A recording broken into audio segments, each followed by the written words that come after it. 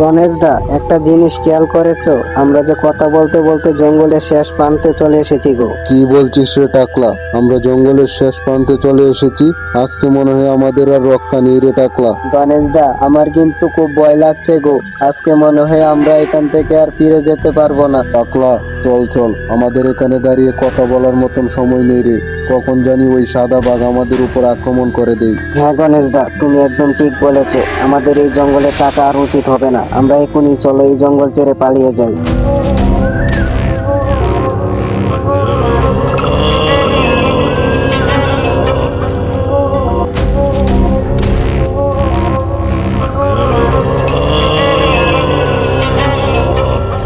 গণেশ দা, শুনেছো? এটা তো সেই সাদা বাঘটা ডাকছে গো। গণেশ দা, আমার কিন্তু এখন অনেক ভয় লাগছে।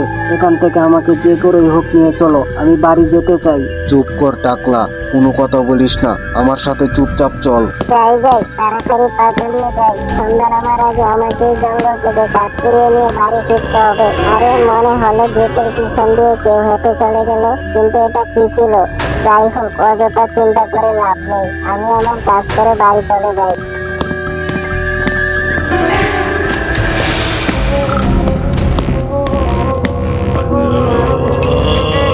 আরে বাবা, এটা কি অদ্ভুত জন্তু? এমন জন্তু তো বাপের জন্য অরিজিনাল। এই জন্তুটা তো মনে হয় এখনই আমাকে দিয়ে ফেলবে।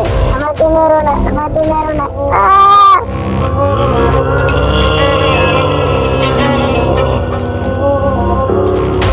টাকলা, শুনতে পেলি? মনে হলো জঙ্গলের ভিতর থেকে কোনো মানুষের চিৎকার ভেসে আসলো। হ্যাঁ গণেশ দা, আমিও একটা জঙ্গলের ভিতর থেকে চিৎকার ভেসে আসতে শুনেছি।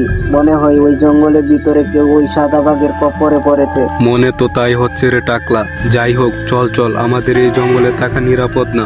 এখনই আমাদের এই জঙ্গল ছেড়ে পালিয়ে যেতে হবে। আরো অনেকটা পথ বাকি, তাড়াতাড়ি পা চালিয়ে চল।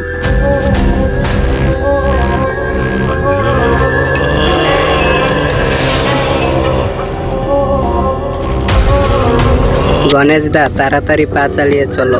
আমার অনেক ভয় লাগছে গো। কখন জানি ওই সাদা বাঘ আমাদের উপর আক্রমণ করে দেয়। চুপ কর টাকলা, বেশি কথা বলিস না। চুপচাপ আমার পিছনে পিছনে আয়। এদিকে সন্ধ্যাও নেমে এলো। সন্ধ্যা নামার আগে আমাদেরকে বাড়িতে পৌঁছে যেতে হবে। তুই আমার পিছনে পিছনে তাড়াতাড়ি আয়। কি হলো রে টাকলা, তুই কোনো কথা বলছিস না কেন? কি হয়েছে তোর? আরে, এই টাকলা আবার কোথায় চলে গেল? ও না আমার পিছনে পিছনে আসছিল, এখন তাহলে আবার কোথায় উধাও হয়ে গেল? দেখি তো একটু সামনে এগিয়ে।